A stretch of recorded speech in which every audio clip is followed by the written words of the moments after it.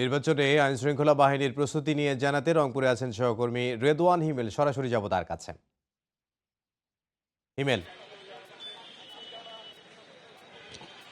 আগামী 12 ফেব্রুয়ারি বৃহস্পতিবার আসন্ন ত্রয়োদশ সংসদ নির্বাচন উপলক্ষে সারা দেশের মতো রংপুরও যে আইন শৃঙ্খলা পরিস্থিতি সেটা কিন্তু একেবারে জোরদার করা হয়েছে। আমি এই মুহূর্তে রয়েছি রংপুর নগরীর যে জিলা স্কুলের সামনে। আপনাদেরকে একটু সময় সংবাদের ক্যামেরার চোখে দেখানোর চেষ্টা করছি যে কিছুক্ষণ আগে আমরা দেখেছি রংপুর মেট্রোপলিটন যে পুলিশ কমিশনার রয়েছেন মজিদ আলী, তিনি কিন্তু সাংবাদিকদেরকে ব্রিফিং করেছেন এবং ব্রিফিং করার পর যে আইন শৃঙ্খলা পরিস্থিতি সেটা দেখভাল করার জন্য কিন্তু এই মুহূর্তে আপনারা দেখতে পাচ্ছেন যে রংপুরের ডিসির মোড় এবং যে জেলা স্কুলের সামনে কিন্তু চেকপোস্ট বসিয়েছে রংপুর মেট্রোপলিটন পুলিশ।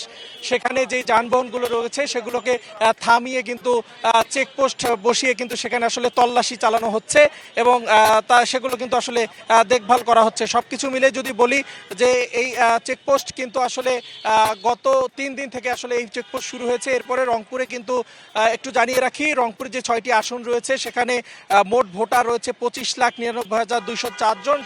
তারা কিন্তু আগামী বৃহস্পতিবার কিন্তু তাদের ভোটাধিকার প্রয়োগ করবেন। রংপুর থেকে আমাদের সহকর্মী রেদওয়ান হিমেল আমাদের সঙ্গে যোগ দিয়েছিলেন।